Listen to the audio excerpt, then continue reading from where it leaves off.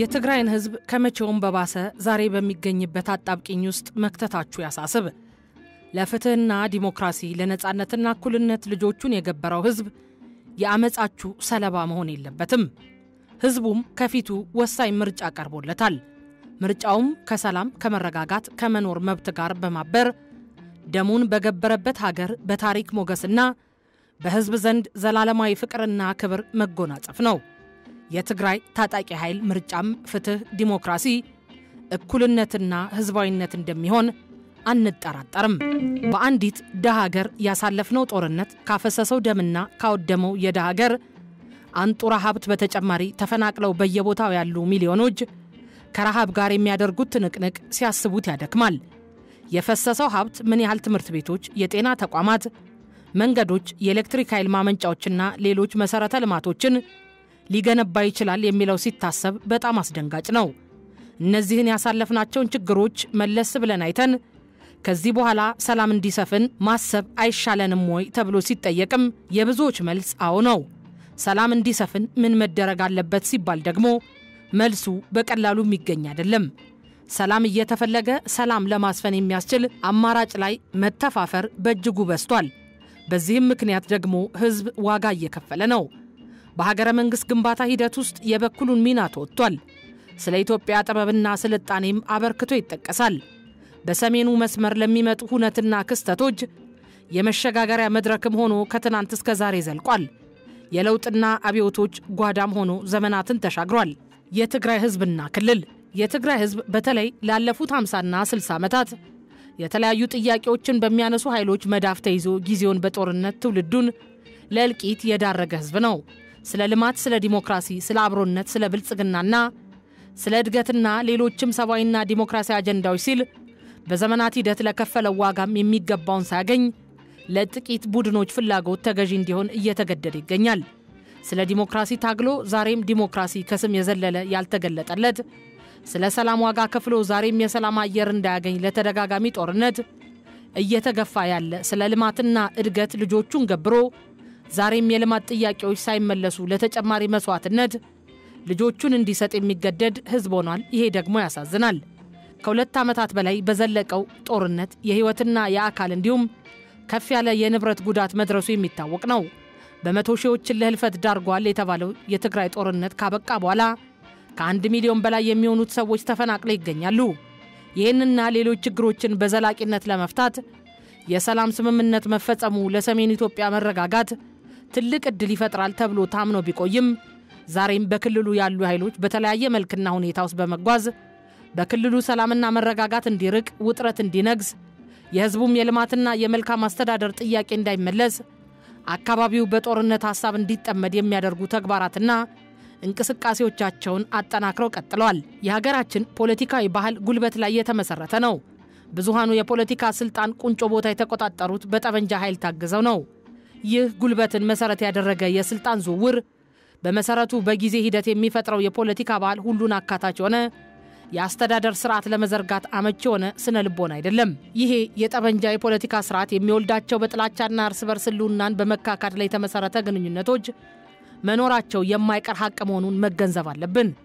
እነዚህ ግንኙነቶች አንድም በተለያዩ ልሂቃኖች ውስጥ የተዛባ ግንኙነቶች እንዲስፋፉ ሲያደርጉ፣ በሌላ በኩል ደግሞ የፖለቲካ ኃይሎችን የጋራ ጥቅምን የሚያስከብርና በመተባበር ላይ የተመሰረተ ህብረትን መመስረት እንዳይችሉ አድርጓቸዋል። አሁንም በትግራይ በኩል የሚታየው ዘመናትን ዋጋ ሲከፍል ለነበረ ህዝብ 2 እና 3 ትውልዶችን በህዝብ ጥያቄ ስም እንደገበረም ህዝብ አያሌ ወጣቶች እንዲሰደዱ፣ ህፃናት ያላሳዳጊ፣ አረጋውያንን ያለ ጧሪ የማስቀረት መንገድ ነው የተያዘው። ህዝቡ ሰላም ሲፈልግ የደህንነት ስጋት ውስጥ እንዲገባ፣ ልማት ሲጠይቅ ወደ ጦርነት እንዲያመራ፣ የመልካም አስተዳደር ጥያቄ ሲያነሳ አፈናና ጭቆና እንዲጫንበት የማድረግ ጉዞም ነው። የተፈረመውን የሰላም ስምምነቱን በማይመጥን መልኩ ክልሉን ሰላምና ልማት እንዲርቀው ለማድረግ የሚታዩ እንቅስቃሴዎችም የክልሉን ህዝብ ጥቅምና ፍላጎት ያልተገነዘቡ፣ ይልቁንም ለራስ ጥቅምና ፍላጎት ሲባል ህዝቡን መጠቀሚያ የማድረግ አካሄዶች ናቸው። ምክንያቱም ዛሬ ላይ የትግራይ ህዝብ የሚፈልገው ሰላምና ልማት እንጂ ጦርነት አይደለም። ወጣቶች የሚሹት የሥራ ዕድል እንዲፈጠርላቸውና በሀገራዊ ጉዳዮች ላይ ንቁ ተሳታፊ መሆንን እንጂ ጠበንጃ አንግቶ እርስ በርስ መዋጋት አይደለም። የትግራይ እናቶች የሚሹት የልጆቻቸውን ብሩህ ነገ ማበጀትን እንጂ ቂምና በቀልን ማውረስ አይደለም። አረጋውያኑ ስለ ሀገር ሲሉ አካላቸውን የገበሩ አካል ጉዳተኞች፣ ሕፃናትና ሌሎችም የሚሹት ከሀገራቸው የሚገባቸውን ጥቅም ተቋዳሽ መሆን ነው። ከዚህ በተቃራኒው ግን ግለሰባዊና ቡድናዊ ጥቅምና ፍላጎትን መነሻ አድርጎ የሚታዩ ያልተገቡ አካሄዶች የትግራይ ህዝብ ፍላጎትም ሐሳብም አይሆኑም። ለዚህም ነው ዛሬ በወጣቶች የጦርነት ይብቃ ሰላምና ልማት እውን ይሁን ድምጽ እየተሰማ ያለው። ለዚህም ነው የትግራይ ህዝብ ስለ ሰላም መነጋገርና መግባባትን፣ ስለ ልማት በጋራ መቆምን የሁሉም ነገር ማሰሪያ መሆኑን ደጋግሞ ሲናገር የሚደመጠው። በመሆኑም በክልሉ አሁን ላይ ያለው ሁኔታ ከግለሰባዊና ቡድናዊ ጥቅምና ፍላጎት ይልቅ ለትግራይ ህዝብ የሰላም፣ የመልካም አስተዳደር፣ የልማትና የእድገት ጥያቄዎች ምላሽ ማግኘት ቅድሚያ ሰጥቶ መስራት ይገባል ሲል አሃዱ አቋሙን ይገልጻል። ትልቁ የሀገር ጉዳይ ተረስቶ ለፖለቲካ ስልጣን ብቻ የሚደረገው ኃላፊነት የጎደለው አጓጉል ድርጊት ነው እየታያለው። መነጋገርና መደማመጥን እርም ያለውና ምክንያታዊነት የጎደለው ሽኩቻ ለሀገር ህልውና የስጋት አደጋ ደቅኗል። ዲሞክራሲ ከሌለ ሰላም የለም። ሰብአዊ መብት ካልተከበረ መረጋጋት አይታሰብም። መነጋገርና መደማመጥ ከሌለ ልክ እንዳሁኑ በትግራይ ክልል እየታየ እንዳለው ለህግና ስርዓት ተገዥነት ጠፍቶ ጉልበተኞች ይበዙና ለልቂት ወደሚዳርግ ቀውስ መንደርደር ይከተላል። ከሁለት ዓመት በፊት በህወሓትና በፌዴራል መንግስቱ መካከል የተፈረመው የፕሪቶሪያ የሰላም ስምምነት የጊዜያዊ አስተዳደሩ በሁለቱም ወገኖች ፖለቲካዊ ምክክር እንደሚቋቋም ያትታል።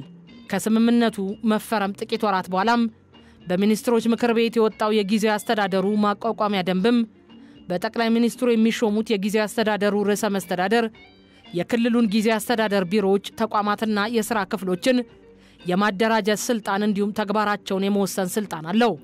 ይህንን ስልጣን ተጋፍቶ በራስ ፍቃድም ያሻውን የራሱን ኃይል ለማደራጀት መሞከር በዚያም ወገን ያለው የህወሓት ኃይል በስምምነቱ የተቀመጠውን ድንጋጌ በሚሽር መልኩ ስልጣን መስጠትና መንጠቅ እንደማይችል በመገንዘብ በጥፋት ላይ ጥፋት ከመደራረብ መመለስ አለበት።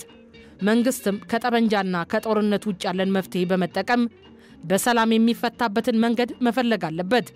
የመንግስት ቀላሉ ትርጉም በአንድ ህግና ማዕከላዊ አስተዳደር ስር በታወቀ ድንበር ውስጥ የሚኖር አገርና ህዝብ ማለት ነው። በዘመናዊ ባህሪው መንግስት ማለት ህግ እያወጣና እየተገበረ አንድን አገር በስርዓት የሚያስተዳድር አካል ነው። የሚመራውን ህዝብም በመልካም ስነ ምግባር የማገልገል በህይወት ለመኖር ስራውን በአግባቡ ለመስራት የሚያስፈልጉትን ሰላምና ጸጥታ የማስከበር ግዴታ አለበት። ይህ የሥራ ክፍፍል ከተዛባ ስርዓት አልበኝነት ሰፍኖ በሀገርና በህዝብ ላይ አደጋን ያስከትላል። በመሆኑም ስልጣን ተቀባዩ መሪም ሆነ ስልጣን ሰጪው ተመሪ የኃላፊነት ክፍፍሉ ሚዛኑን ጠብቆ እንዲሄድ ማድረግ ይኖርባቸዋል ሲል አሃዱ አጽንኦት ይሰጠው ይላል።